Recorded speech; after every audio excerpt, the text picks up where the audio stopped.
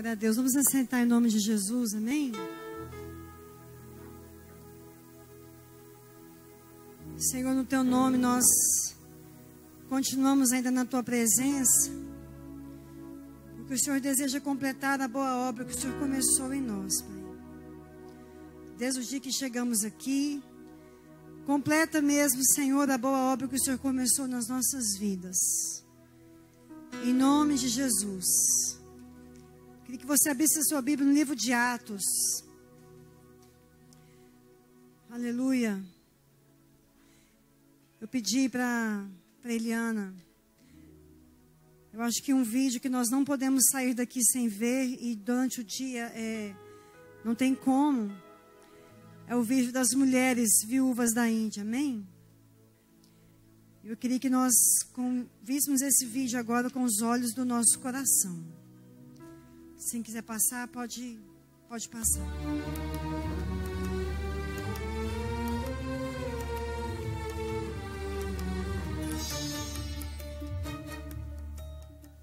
Ser viúva na Índia é considerado uma maldição.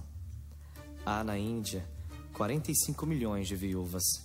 Até 1827, as viúvas eram cremadas vivas ao lado de seus maridos mortos. Segundo os escritos hindus, a viúva é suja, amaldiçoada, culpada pela morte de seu marido e deve sofrer até a morte, renunciando a todos os prazeres da vida. Na maioria dos casos, após a morte do marido, elas têm que raspar a cabeça e usar apenas branco. Viúvas são chamadas de Pran, ou criatura, porque somente a presença de seus maridos dá a elas o status de humanas. Marginalizadas, elas vivem de esmolas e as mais novas são usadas por cafetões na prostituição. O pior da sua opressão é que elas creem que esse é o seu karma, seu destino, a vontade dos deuses. Mas Jesus ama as viúvas. Pai dos órfãos e juiz das viúvas é Deus em sua santa morada. Salmo 68:5. O Senhor nos ordena: aprendei a fazer o bem, atendei a justiça, repreendei ao opressor, defendei o direito do órfão, pleiteai a causa das viúvas. Isaías 1:17. A MCM se levantou na Índia como uma voz profética a favor das viúvas. Nosso alvo é estabelecer uma rede de intercessores que clamem a Deus intensamente pelas viúvas. Abertura de casas de acolhimento para que elas sejam resgatadas da condição de mendicância e sejam restauradas a uma vida digna. E levantar obreiros nativos para trabalharem com as viúvas. Juntos, podemos levar as viúvas da Índia ao amor de Deus.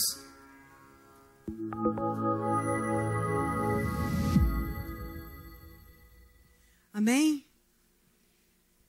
Aleluia. Irmãs, hoje de manhã o Senhor nos encheu de alegria, amém? Quantas foram revigoradas pelo Senhor? Quantas já estão quase completamente curadas?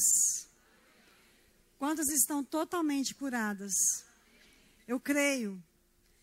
Mas o Espírito Santo não nos encheu nessa manhã simplesmente para nós levarmos as nossas fotos, nas nossas malas, as nossas lembranças. O Espírito Santo, ele vem para nos encher com um propósito. Esse propósito. O propósito de irmos pelo mundo e pregarmos o Evangelho a toda criatura. E na hora que ele me disse hoje cedo para me colocar nessa roupa, para que eu ministrasse a palavra com essa roupa, eu consegui através de uma irmã que está aqui, eu não me lembro o nome dela. E, irmãos, meu coração começou a acelerar tanto que eu fui trocar de roupa ali dentro da casa da Juliana. E a sensação que eu tive dentro de mim é de que eu preciso fazer mais alguma coisa. E de que eu posso fazer mais alguma coisa. De que eu devo fazer mais alguma coisa. Porque o sangue dessas pessoas será cobrado da nossa mão. A Bíblia diz que o Senhor um dia vai cobrar o sangue dos perdidos das nossas mãos, irmãos. Eu quero te convidar nessa noite a crer junto comigo, que é com você que Deus está falando. E a sua vida foi escolhida para fazer diferença nessa geração. Nós precisamos abrir os nossos olhos Paulo, no livro de Efésios, ele diz que ele orava pela igreja de Éfeso. A igreja onde estava o principado de Diana. Exatamente onde estava o trono da rainha dos céus. Deus colocou o apóstolo Paulo exatamente naquela, talvez uma das piores cidades, os piores lugares de batalha espiritual daquela época. Para que ele edificasse ali uma igreja santa para Jesus Cristo. O nosso querido Pedro, lá na carta dele, 1 Pedro capítulo 5, 23, ele faz uma saudação à igreja eleita na cidade de Babilônia. E esse ano Deus disse comigo que é possível sim. Nós temos uma igreja santa, lavada, redimida pelo sangue de Jesus, nos nossos dias, ainda que estejamos vivendo no mundo de uma Babilônia. Esses dias eu li uma notícia, que essa notícia ela cortou meu coração. A notícia de uma criança, ali na internet essa notícia, no Globo Notícias, de uma criança na Argentina, de 10 anos de idade, transexual, onde foi autorizado a troca da identidade, da certidão de nascimento, do nome daquele menino, para o nome de uma menina. Porque os pais entraram com um processo na justiça, de que desde os 6 anos de idade, quando ele começou a frequentar a escola, ele vivia um conflito de identidade muito grande, porque ele se sentia como uma menina, não queria ser menino. E a justiça autorizou a troca de identidade de uma criança de 10 anos. Já aconteceu um caso semelhante de uma criança ainda de menor idade do que 10, na Austrália. Minha irmã, deixa eu dizer uma coisa. As coisas vão ficar piores. As coisas vão ficar piores. E se nós não prepararmos nossa casa, se nós não levarmos as coisas espirituais a sério, se você não sair daqui amanhã, aprendendo a se sacrificar a bem da sua cidade, a bem da sua igreja, a bem da sua família. Eu queria te dizer nessa noite que mais importante do que tudo que foi falado aqui, é você aprender a orar e jejuar pela sua família e viver uma vida de santidade, porque Satanás está entrando dentro das igrejas e as igrejas estão se conformando com o pecado e com o padrão menor de santidade. Tem muitas crianças criadas no evangelho se tornando lésbicas, se tornando homossexuais. Fiz um encontro de crianças um pouco tempo numa das nossas igrejas. E tinha lá o cartão de libertação. Crianças de 6 a 11 anos. Boa parte deles, na hora de marcar medos. A grande maioria marcou, eu tenho medo de me tornar um gay. Por quê? Porque nas escolas eles já estão aprendendo que é assim, que você nasce assim. Você não escolhe, você nasce, então não tem como você lutar contra essa corrente que está atacando você. Minha irmã, eu queria dizer para você acordar. Porque Deus vai chamar você nessa noite para se sacrificar. Como mãe, como mulher. Abra comigo em Atos, capítulo 1. Diga assim comigo, quem ama, se sacrifica. Por isso Jesus se sacrificou por nós. Você está disposta a dar o melhor que você tem para o Senhor? A bem do reino do Senhor. Atos capítulo 1 diz assim. Todos acharam? Digo amém. Atos capítulo 1. Escrevi o primeiro livro ao Teófilo, relatando todas as coisas que Jesus começou a fazer e ensinar. Até o dia em que, depois de haver dado mandamentos por intermédio do Espírito Santo, aos apóstolos que escolhera, foi elevado às alturas. E estes também, depois de ter padecido, se apresentou vivo, com muitas provas incontestáveis, aparecendo-lhes durante 40 dias e falando das coisas concernentes ao reino de Deus. E comendo com eles, determinou-lhes que não se ausentassem de Jerusalém, mas que esperassem a promessa do Pai, a qual disse ele: de mim ouvistes. Porque João, na verdade, batizou com água, mas vós sereis batizados com o Espírito Santo, não muito depois destes dias. Então, os que estavam reunidos lhe perguntaram: Senhor, será este o tempo em que restaures o reino de Israel? Respondeu-lhe: não vos compete conhecer tempos ou épocas que o Pai reservou para a sua exclusiva autoridade. Pergunte para a sua irmã: qual foi a última vez que você orou pelo arrebatamento da igreja? Ou você nunca orou pelo arrebatamento, você nem se preocupa com isso. Deixa eu te dizer uma coisa. Jesus está voltando. Eu cresci dentro da igreja e até hoje eu creio que Jesus está voltando. Não me interessa o tempo nem a época. Me interessa que o meu coração precisa desejar Jesus acima de todas as coisas dessa terra. Interessa, irmãos, que nós precisamos desejar mais as coisas celestiais e menos as coisas da terra, amém? Você sabia que você não é daqui? Diga assim comigo: está escrito, pois a nossa pátria está nos céus, de onde também aguardamos o nosso Salvador, o Senhor Jesus Cristo. Sabe que dia que a sua casa vai entrar em ordem, querido? O dia que você amar o Senhor acima de todas as coisas. O dia que você se dedicar ao Senhor e amá-lo com toda a sua força, com todo o seu entendimento, com toda a sua alma. O dia que nós aprendemos a servir o Senhor com toda a nossa alegria. E nos apresentarmos diante dele com o canto, dizendo: Senhor, eu sei que o Senhor é Deus. Enquanto eu te sirvo, o Senhor vai operar as coisas em meu favor. Aqui diz que nós seremos batizados com o Espírito Santo. Continua aqui. Atos 1, versículo 7. Respondeu-lhe: não vos compete conhecer tempos ou épocas, porque o Pai reservou pela sua exclusiva autoridade. Vamos ler juntas? Mas recebereis poder ao descer sobre vós o Espírito Santo, e sereis minhas testemunhas, tanto em Jerusalém, como em toda a Judéia e Samaria, e até aos confins da terra. Pula para o 12, olha só que coisa maravilhosa que aconteceu ali. Então voltaram para Jerusalém do monte chamado Olival, que dista daquela cidade tanto como a jornada de um sábado.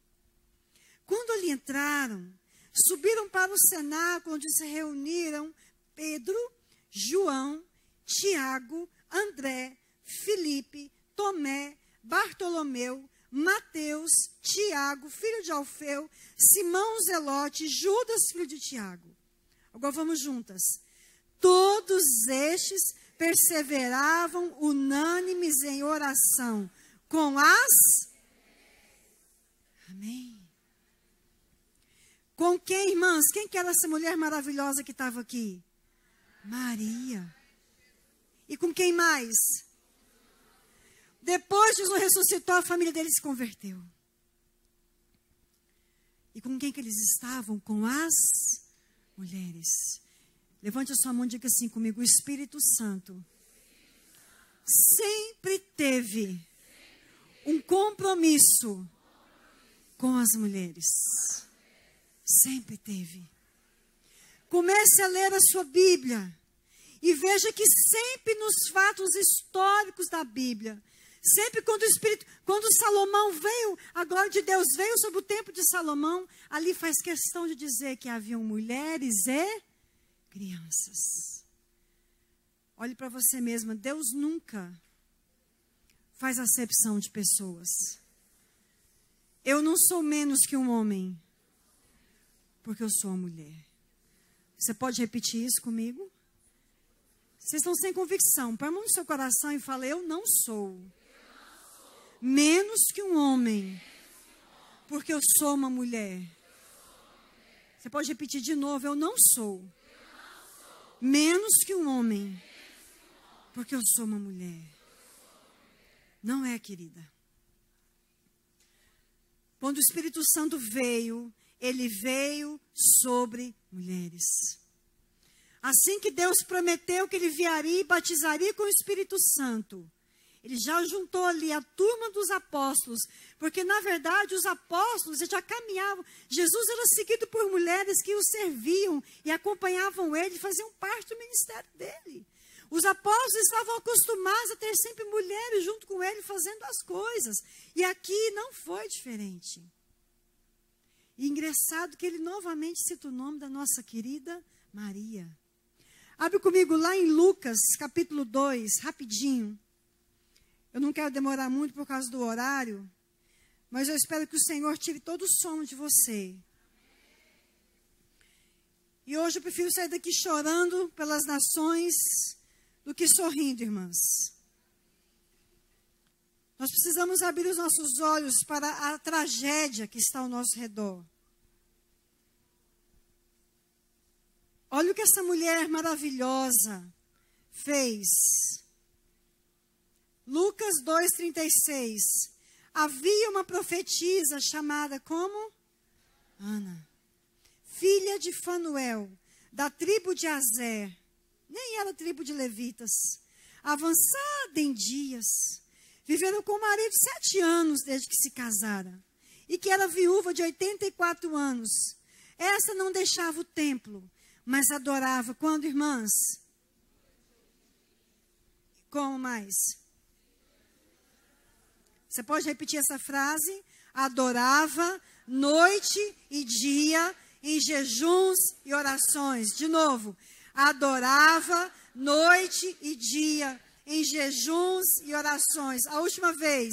Adorava noite e dia em jejuns e orações. Engraçado que o mesmo Paulo que fala, porque o casado, dedique-se à família, também fala, quer dizer, tinha coisa para vocês, o casado às vezes tem que viver como se não fosse casado. Já viu como é que Paulo, às vezes, ele entra meio que numa contradição santa, porque ele viu o tamanho da obra que precisava ser feita, mas faltava o quê, irmãos? Ceifeiros para a seara. E nos nossos dias hoje não é diferente. E o Espírito Santo pergunta para o seu coração nessa noite, a quem enviarei? Quem há de ir? Eu fiz amizade com um pessoal de uma ONG esses dias, chama-se Jeep Clube Evangélico. É uma equipe de médicos, dentistas, enfermeiros, tem social, advogados. Eles vão fazer trabalho de evangelização no sertão de Minas Gerais e no sertão nordestino. E eles têm ido em cidades, ganhado pessoas, irmãos. No meio do sertão, às vezes viajam 600 quilômetros em terra, em lugares onde não tem nem acesso de ônibus para a população se transportar. Nas zonas rurais desses lugares. Mas depois que eles evangelizam essas cidades, não tem uma pessoa que se dispõe a falar, eu vou cuidar dessas pessoas, eu vou edificar uma igreja lá. A semana que vem vão a uma cidade chamada Rubenita, no sertão de Minas Gerais, mais ou menos uns 800 quilômetros de Uberlândia. Eles vão atender em média 200 pessoas, falta um enfermeiro para ir lá. Se tiver uma enfermeira aqui que queira ir, eu estou aqui com o meu WhatsApp, com o endereço deles, telefone de contato, dizendo, ver se você consegue pelo menos uma enfermeira para nos ajudar lá. Irmãs, nossas mãos estão sujas de sangue, irmãs. Glória a Deus, porque o Senhor veio para nos curar, mas Ele veio te curar para que você possa ir ao mundo e pregar o evangelho a toda criatura e fazer discípulos nas nações, batizando eles em nome do Pai, do Filho e do Espírito Santo de Deus. Se realmente, verdadeiramente, daqui a um ano nós voltarmos aqui, pastora Juliana, e nós tivermos notícia de que daqui saíram missionários, então tudo isso aqui valeu a pena. Agora, se isso não acontecer, isso aqui foi só emoção. Foi só barulho. Foi só como símbolo que retinha naquele prato daquela bateria. Só barulho. Levante as suas mãos para o Senhor e diga assim: Senhor, dá-me frutos consistentes de salvação. Frutos verdadeiros que vão permanecer diante do Senhor por toda a eternidade. Querida, deseja ardentemente no seu coração fazer algo da sua vida que verdadeiramente vale a pena. Sabe aquelas coisas que duram para sempre? Sabe aquelas coisas que o ladrão não rouba, que a traça não corrói, que o vento não destrói, que nem o diabo derruba? São essas coisas que valem a pena. Porque as coisas feitas com o sangue de Jesus e recobertas com o amor de Deus, o diabo não toca. O diabo não destrói. O diabo não destrói. Você já pensou em adotar uma criança? Pastora, eu sou solteira, pois adote a si mesmo, porque os homossexuais estão adotando. Não precisa ser casada para adotar uma criança, não. Tem uma moça que eu conheci, eu sou pediatra.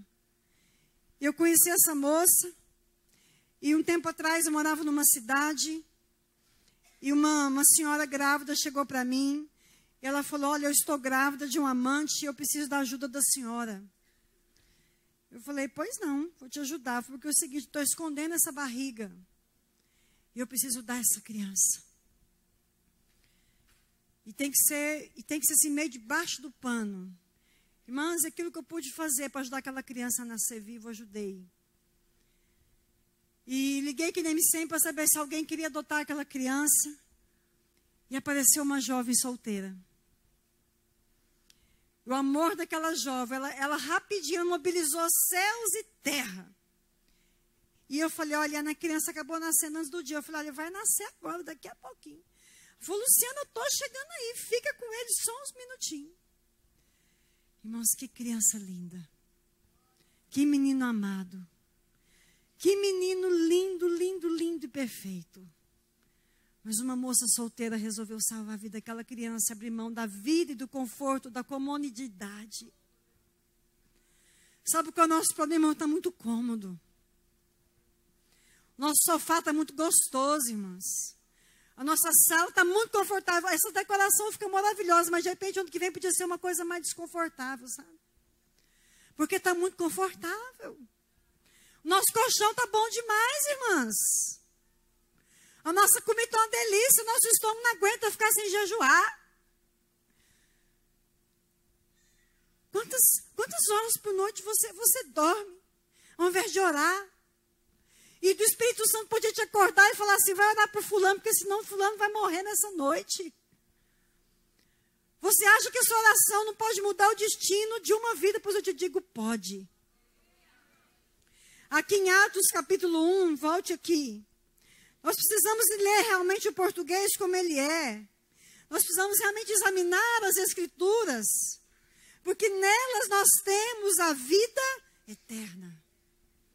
Diga assim comigo: disse Jesus: examinai as Escrituras, porque nelas vocês têm a vida eterna. Irmãos, a palavra verdadeira, quando ele disse: mas recebereis poder ao descer sobre vós o Espírito Santo, e sereis minha testemunha. A palavra testemunha aqui, e vocês vão receber poder para serem mortos por mim. A palavra que no original no grego é a palavra mártires. Sabe qual é o entendimento que a igreja do livro de Atos tinha? O entendimento de morrer por amor a Jesus. Sabe qual é o entendimento da igreja brasileira hoje? Vem para Jesus que você vai ter um carro novo, 0 bala. Não tem nada contra carro novo, mas eu tenho um carro bom porque eu preciso de um carro bom para viajar 3.000 quilômetros a cada 3, 4 meses para o Nordeste. É buraco, é perigo, é um monte de coisa que acontece que você tem que estar prevenido numa estrada dessa. Mas não tenho um carro porque eu quero ter um negócio confortável, eu tenho um carro para servir o reino de Deus.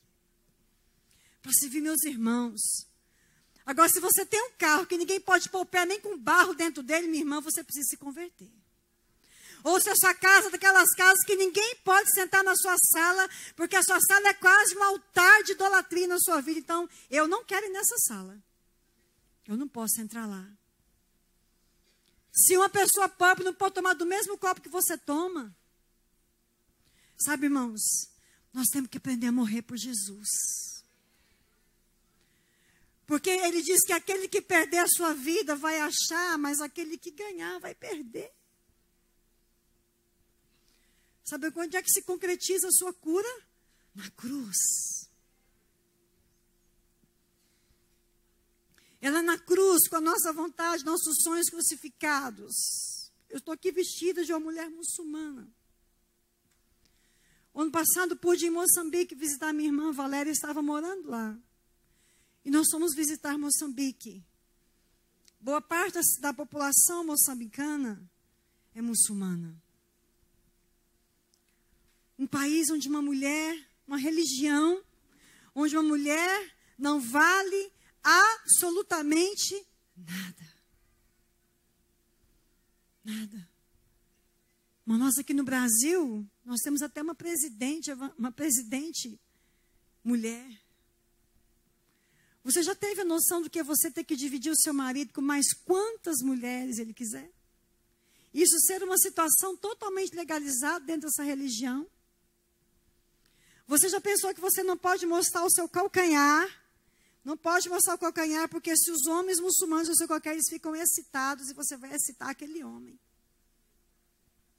Ela não pode mostrar o pescoço, porque se ele ver o pescoço, meu Deus do céu, vai querer pegar ela na hora e estuprar ela. É essa pressão psicológica que uma mulher muçulmana passa. A pressão de que ela está totalmente subordinada, subjugada a um sistema religioso, onde o prêmio de um homem, quando ele morre, é chegar no céu, no paraíso, e encontrar o harém, onde ele vai ter todas as mulheres que ele quiser. Diga para a sua irmã, isso é problema seu, viu, querida? O problema das muçulmanas é seu, diga para a sua irmã. O problema das mulheres budistas é seu. O problema das viúvas da Índia é seu. O problema das crianças traficadas é seu também. É seu também. Você sabia hoje que o tráfico humano para a prostituição no mundo, ele rende mais que o mundo das drogas? Tamanho o número de pessoas que são vendidas e se tornam como que desaparecidas no mundo hoje, para serem usadas, enclausuradas para a prostituição. Nós cantamos aqui hoje com essa irmã, que nós queremos sentir aquilo que o coração de Deus sente. Irmãos, olha bem para a terra assim, imagina como será que o nosso Deus está vendo a nossa terra hoje.